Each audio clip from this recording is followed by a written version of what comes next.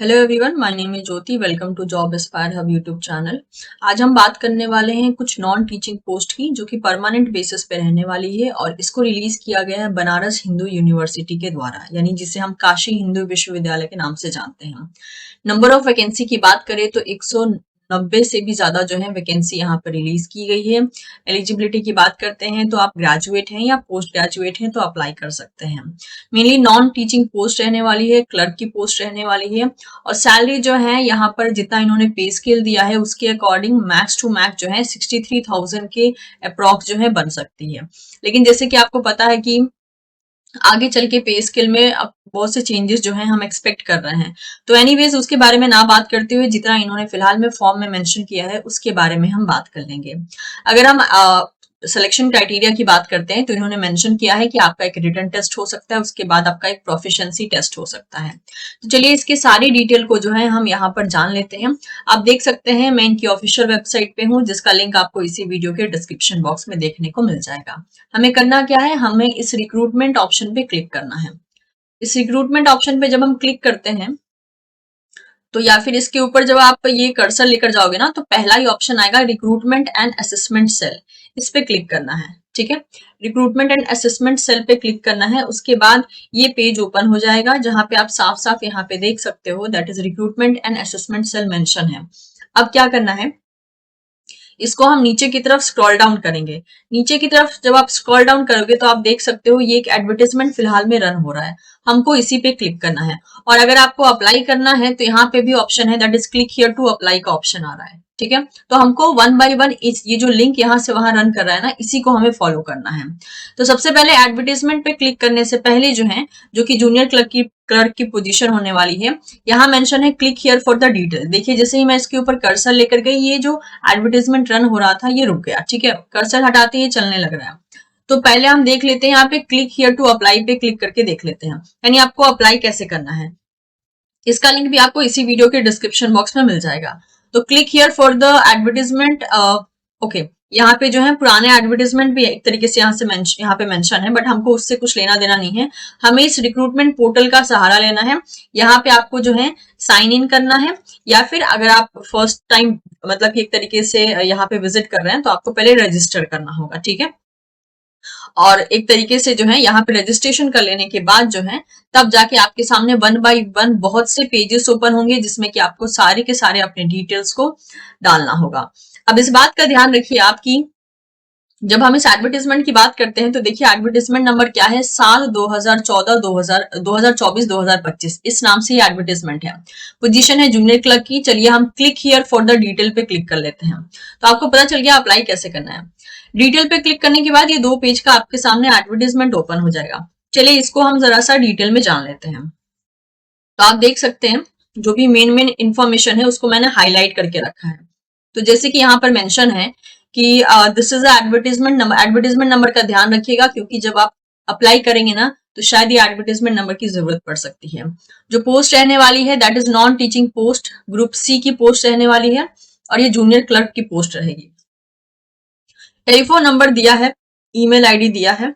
In case अगर आपको जरूरत पड़ती है तो आप इनसे जो है हेल्प ले सकते हैं। वेबसाइट भी मेंशन है, इसी वेबसाइट पे आपको सारा इंफॉर्मेशन मिलेगा। आपको एप्लीकेशन फॉर्म ऑनलाइन ही अप्लाई करना है, ध्यान रखिएगा। लेकिन ऑनलाइन अप्लाई करने के बाद उसका प्रिंट आउट निकलवा के आपको इनको भेजना भी है, यानी सेंड भी करना है। तो दैट इज व्हाट मेंशन कि ऑनलाइन फॉर्म को अप्लाई करने की लास्ट डेट रहने वाली है 17 अप्रैल 2025। फी भी ऑनलाइन इसी डेट तक पे होगी। और last date for the submission of downloaded application form along with the enclosures that is 22 April 2025। तो ऑफलाइन जो फॉर्म आपको सबमिट करना है वो 22 अप्रैल तक करना है। ऑनलाइन फॉर्म जो है 17 अप्रैल 2025 तक करना है। एक ये नया चीज शुरू हुआ है, पता नहीं ऑनलाइन एक बार एप्लीकेशन फॉर्म ले लेने के बाद ये ऑफलाइन वापस से भेजने का क्या एक नया नाटक शुरू हुआ है, पता नहीं। एनीवे जो कि इन्होंने यहाँ पे मेंशन किया है तो समहाउ हमको ये फॉलो करना होगा। तो आपको ऑनलाइन भी अप्लाई करना है और ऑफलाइन भी भेजना है, ठीक है। इसलिए अगर आप एक तरीके से एलिजिबल होते हैं या फिर इंटरेस्टेड होते हैं तो आपको जो है थोड़ा सा जल्दबाजी करना होगा, क्योंकि डेट आप देख सकते हैं इस डेट तक इनके पास ऑफलाइन जो आपका फॉर्म है ना वो पहुंच जाना चाहिए, बाय पोस्ट पहुंच जाना चाहिए, ठीक है। इसके बाद अगर देखते हैं तो नॉन रिफंडेबल एप्लीकेशन फी जो है 500 रहने वाला है for unreserved EWS and OBC, और there will be no application fee for SC, ST, पीडब्ल्यूबीडी and the women candidates. Payment जो है आपको internet banking, debit card, credit card या यूपीआई के द्वारा आप कर सकते हैं। ये इनकी वेबसाइट रहने वाली है जहां से आपको अप्लाई करना है, ठीक है। और डाउनलोडेड हार्ड कॉपी जो है आपका सबमिट हो जाना चाहिए to the office of registrar, that is recruitment and assessment cell. तो अगर आप डायरेक्टली हैंड ओवर करके आने वाले हैं तो इस रिक्रूटमेंट एंड असेसमेंट सेल के पास जो है आप एक तरीके से सबमिट करके आएंगे, या फिर अगर आप पोस्ट करेंगे तो इन्हीं को जो है रेफर करके आप पोस्ट करेंगे। ये इनका पूरा यहाँ पे एड्रेस दैट इज मेंशन कर दिया गया है। तो ग्रुप सी की जॉब होने वाली है। पोस्ट कोड का ध्यान रख लीजिए क्योंकि जब आप अप्लाई करेंगे तो पोस्ट कोड की जरूरत पड़ सकती है, जो कि ये 5003। पे लेवल 2 रहने वाली है, और अगर हम देखते हैं तो 19,900 यानी कि 19,900 से लेकर जो है ये 63,200 मैक्स तक जो है जा सकती है। लेकिन आपको पता है कि जब पे लेवल रिवाइज होगा तो इसमें चेंजेस भी देखने को मिल सकते हैं, लेकिन चेंजेस देखने को ऑब्वियसली मिलेंगे ही, बट क्योंकि अभी तक फिलहाल में ये अप्लाई नहीं हुआ है तो चलिए जो मेंशन है उसी को लेके चलते हैं। तो मैक्सिमम जो है, जैसे कि इन्होंने यहाँ पर एक बैंड दिया है 19,900 से लेकर 63,200 तक, तो मैक्स बैंड जो है यहाँ पे 63,200 तक जो है आप एक्सपेक्ट कर सकते हैं। नेक्स्ट अगर हम यहाँ पे बात करते हैं तो अगेन जो पोस्ट रहने वाली है वो जूनियर क्लर्क की रहने वाली है। यहाँ पर आप देख सकते हैं अनरिजर्व के लिए 80 पोस्ट है, ईडब्ल्यूएस के लिए 20, एससी के लिए 28, एसटी के लिए 13, ओबीसी के लिए 50 और पीडब्ल्यूबीडी कैटेगरी के लिए 8 यहाँ पर पोस्ट है, ठीक है। मिला जुला के 190 से भी ज्यादा जो है यहाँ पर पोस्ट हो जाते हैं। चलिए बाकी डिटेल्स को देख लेते हैं, एलिजिबिलिटी क्राइटेरिया को समझ लेते हैं। तो जैसे कि यहाँ पर मेंशन ऑलरेडी कर दिया गया है कि पे लेवल 2 रहने वाली है, जूनियर क्लर्क की पोस्ट है। एसेंशियल क्वालिफिकेशन में आपका सेकेंड क्लास ग्रेजुएट है with at least 6 months of training on a use of computer for office automation, bookkeeping, word processing from certified institute, or the second class graduate with diploma in computer recognized by AICTE। तो आपका बोला है कि आपके पास जो है graduation होना जरूरी है, जिसमें कि आपके पास 6 मंथ का ट्रेनिंग होना चाहिए कि कंप्यूटर का इस्तेमाल कैसे करना है, और मेनली जो ऑफिस के काम के लिए जो होता है कंप्यूटर का इस्तेमाल, वो सारे काम आपको आने चाहिए। बुक को हैंडल करना आना चाहिए, word that is MS word में आपको काम करना आना चाहिए, ये सारी बातें मेंशन है। या फिर आपके पास सेकेंड क्लास का ग्रेजुएट डिग्री हो विथ डिप्लोमा इन कंप्यूटर, तब आप अप्लाई कर सकते हैं, ठीक है। इसके बाद अगर कंप्यूटर टाइपिंग स्किल की बात करते हैं तो कंप्यूटर टाइपिंग टेस्ट आपका होगा जो कि क्वालिफाइंग इन नेचर होगा। टाइपिंग स्पीड जो है 30 वर्ड पर मिनट इंग्लिश की देखी जाएगी और 25 वर्ड पर मिनट जो है हिंदी की देखी जाएगी, ठीक है। इस बात का ध्यान रखिएगा। तो आप यहाँ पे एलिजिबिलिटी देख सकते हैं, ग्रेजुएशन ही मांगा है, तो लेकिन अगर आप पोस्ट ग्रेजुएट भी हैं लेकिन इसके लिए इंटरेस्टेड हैं तो भी आप भर सकते हैं। यहाँ पे मिनिमम क्वालिफिकेशन जो है एक तरीके से क्या मांगी गई है, दैट इज ग्रेजुएट की, ठीक है। नेक्स्ट अगर हम बात करते हैं यहाँ पे जनरल इंस्ट्रक्शन के बारे में, तो आपको ऑनलाइन मोड में एप्लीकेशन फॉर्म को सबमिट करना है। फर्स्ट आपको रजिस्टर करना होगा recruitment and assessment cell portal के द्वारा, जो कि बीएचयू की वेबसाइट पे अवेलेबल है। ऑनलाइन आपको फॉर्म फिलअप करना होगा, फोटोग्राफ और बाकी सब जो डॉक्यूमेंट्स की डिमांड की गई है और जिस साइज में डिमांड की गई है उसी साइज में जो है आपको एक तरीके से वहां पे भरना होगा। कोई भी दिक्कत आती है ऑनलाइन एप्लीकेशन फॉर्म को फिलअप करने में और वो दिक्कत रिजॉल्व नहीं होती है तो यहाँ पे इन्होंने मेल आईडी दिया है, इस मेल आईडी पे आप मेल कर सकते हैं, जो कि है recruitment@bhu.ac.in, ठीक है। और मेक श्योर कोई भी चेंजेस, एक बार आप फॉर्म भर देंगे ना तो उसके बाद कोई भी चेंजेस यहाँ पर नहीं अलाउ किया जाएगा, मतलब कि करेक्शन विंडो नहीं आएगा।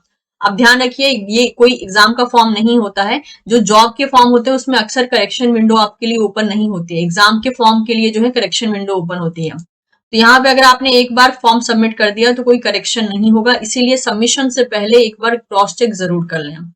पेमेंट आपको ऑनलाइन ही करना है। इसके अलावा यूनिवर्सिटी जो है आपके लिए एक रिटर्न टेस्ट कंडक्ट कर सकती है, उसके बाद जो है कंप्यूटर प्रोफिशिएंसी टेस्ट जो है आपके लिए करवाया जाएगा बाय स्किल टेस्ट, ठीक है, जिसमें कि ये चीज देखी जाएगी कि आपका नॉलेज जो है कंप्यूटर को लेकर कैसा है, जैसे कि हो गया MS Office, similar tool required for day to day official, मतलब डे टू डे जो ऑफिशियल यूज होते हैं ना उसमें जितने भी एप्लीकेशंस इस्तेमाल किए जाते हैं उन सबका टेस्ट आपका देखा जा सकता है। मतलब कि ये देखा जा सकता है कि आपको वो सब चीजें आती है यानी, जैसे कि पावर पॉइंट में काम करना, एमएस एक्सेल में काम करना, एमएस वर्ड में काम करना। इसके अलावा प्रेजेंटेशन जो है क्रिएट करना, इसके अलावा table, graph, paragraph, alignment, font size, font type, indentation, upper case, lower case to upper case, sentence case, insert page number, ठीक है, पिक्चर, शेप, हाइपर लिंक करना, ये सब चीजें जो हैं आपकी टेस्ट की जाएगी। तो अगर मैं आपको सही सही बोलूं ना, तो ये जो चीजें होती है ना, इन केस अगर थोड़ा बहुत भी अगर आपका एक्सपोजर है, तो जितना मैं पढ़ पा रही हूँ, ये सारी चीजें जो है हमको 12th क्लास में सिखाई गई थी, कंप्यूटर के सब्जेक्ट जो था उसमें सिखाई गई थी कि हाइपरलिंक कैसे करते हैं, अपर केस से लोअर केस कैसे जाते हैं, हर एक मतलब कि क्या सेटिंग करते हैं जिससे कि सारे के सारे वर्ड पेज में या पीपीटी में जो है पेज नंबर चले आते हैं, अपर दैट इज फुटर कैसे डालते हैं, और इसके अलावा अलाइनमेंट कैसे करते हैं, फॉन्ट की साइज कैसे देखी जाती है, फॉन्ट का टाइप कैसे देखा जाता है, ये सब चीजें हम क्लास 12th में पढ़ते हैं। अब ये हो सकता है कि किसी किसी स्टूडेंट को मतलब कि 12th में ये एक्सपोजर मिला हो, किसी को नहीं मिला हो। इसके अलावा अगर हम ध्यान दें तो बीएससी में, ठीक है, बीएससी में स्पेशली वो बच्चे जिनको कंप्यूटर मिलता है, जैसे कि हमें भी कंप्यूटर मिला था, तो उस केस में भी इन सब चीजों को जो है बहुत ही बेसिक्स वाली क्लास में कवर करवाया गया था। यानी वहां पे जो पहला या दूसरा हम लोग का क्लास होता था, वहां पे जो है इनके बारे में बताया जाता था कि हाँ मतलब कि आपको ग्राफ बनाने आता है या नहीं, टेबल बनाने आता है या नहीं। तो अगर आपका ऐसा एक्सपोजर हुआ है then it's well and good, और अगर नहीं हुआ है लेकिन आप इसमें इंटरेस्टेड हैं, तो आई विल सजेस्ट यूट्यूब पे ना बहुत सारे ऐसी वीडियो हैं जिनपे कि इन सारे कंप्यूटर एप्लीकेशन का जो है ट्यूटोरियल अवेलेबल है कि एमएस ऑफिस कैसे यूज करते हैं, कौन से ऑप्शन से क्या होता है, एमएस पावर पॉइंट कैसे बनाया जाता है, कैसे ग्राफ क्रिएट किया जाता है, कैसे टेबल बनाते हैं, कैसे सेंटेंस केस करते हैं, ये सारी चीजें जो है आपको एज अ ट्यूटोरियल यूट्यूब पे मिल जाएगी। तो आप वहां से भी जो है इनको सीख सकते हैं, बहुत ज्यादा टाइम नहीं लगेगा। अगर आप कंप्यूटर फ्रेंडली पर्सन है ना, तो बहुत आराम से बहुत कम टाइम में इसको सीख जाएंगे, लेकिन at the end it's completely up to you. Computer proficiency test and skill test will be conducted only for candidate who have shortlisted based on their performance in the written test. तो written test में जिन्होंने बहुत अच्छा किया होगा उन्हीं के लिए जो है कंप्यूटर प्रोफिशिएंसी टेस्ट या स्किल टेस्ट ऑर्गेनाइज किया जाएगा। Additionally, if required, university may conduct multiple skill tests and thereby ensuring the comprehensive and the multifaceted assessment of candidates capabilities. इसके अलावा अगर जरूरत पड़ती है तो एक से ज्यादा जो है यहाँ पे स्किल टेस्ट आपके लिए ऑर्गेनाइज किया जा सकता है। शॉर्ट लिस्टेड कैंडिडेट को जो है short listed candidate for each post will be called for the verification of original documents. और जिन स्टूडेंट्स को शॉर्टलिस्ट किया जाएगा उनको बुलाया जाएगा ओरिजिनल डॉक्यूमेंट के वेरिफिकेशन के लिए। ये सारी डिटेल्स यहाँ पे हो गई, ठीक है। नेक्स्ट देख लेते हैं यहाँ पर और कुछ बाकी है इंपॉर्टेंट। अगर आप कहीं और पे काम कर रहे हैं तो आपको नो ऑब्जेक्शन सर्टिफिकेट जो है एक तरीके से प्रेजेंट करना होगा। Coming to the age limit, अगर आप जनरल कैटेगरी से हैं तो आपका उम्र कम से कम 18 साल होना चाहिए, ज्यादा से ज्यादा 30 साल। SC ST के लिए 18 से 35 साल एलिजिबल है। OBC के लिए 18 से 33 साल, और विडो या डाइवोर्स के लिए 18 to 35 ईयर्स, और बाकी भी एज रिलैक्सेशन आप यहाँ पे एक्स सर्विसमैन का देख सकते हैं, और बाकी भी कुछ कुछ यहाँ पे केसेस मेंशन है। किसी भी चीज की जो वैलिडिटी है ना वो 17 अप्रैल 2025 के बेसिस पे देखी जाएगी, ठीक है। वेबसाइट ये रहने वाला है, that is non teaching post के लिए एप्लीकेशन फॉर्म अवेलेबल है। अभी शुरुआत में ही मैंने आपको शो किया था। ऑनलाइन मोड में फॉर्म फिलअप करना है एंड देन ऑफलाइन मोड में आपको उसको सेंड भी करना है। तो पहले ऑनलाइन सबमिशन होगा, फिर ऑफलाइन सबमिशन होगा। और ये अगर आप मान लीजिए यूपी में ही रहते हैं और BHU के आसपास रहते हैं, तब तो आप हैंड ओवर करके आ सकते हैं directly, that is recruitment and assessment cell को। लेकिन अगर आप दैट इज यूपी के बाहर रहते हैं तो इन दैट केस आपको क्या करना होगा, आपको पोस्ट करना होगा उसे। तो ये रहा कंप्लीट एड्रेस जिसको कि आपको जो है एनवेलप पे मेंशन होगा, और जो कि इनके पास पहुंच जाना चाहिए, दैट इज 22 अप्रैल 2025 से पहले पहले। तो ये था सारा detail regarding this that is non teaching post. तो अगर आप इंटरेस्टेड होते हैं तो आप अप्लाई कर सकते हैं, ये एक अच्छी अपॉर्चुनिटी है, बशर्ते अगर आपके पास एलिजिबिलिटी हो। तो अगर आपको ये इन्फॉर्मेशन पसंद आई हो तो आप चैनल को सब्सक्राइब कर सकते हैं, ऐसे ही और भी जो है जॉब की नोटिफिकेशन टाइमली पाने के लिए। और अगर आपको मेरी कोशिश पसंद आती है तो आप इस वीडियो को लाइक करके इसे आप अपने दोस्तों के साथ भी शेयर कर सकते हैं। Thank you so much, will see you soon in the next session, bye bye.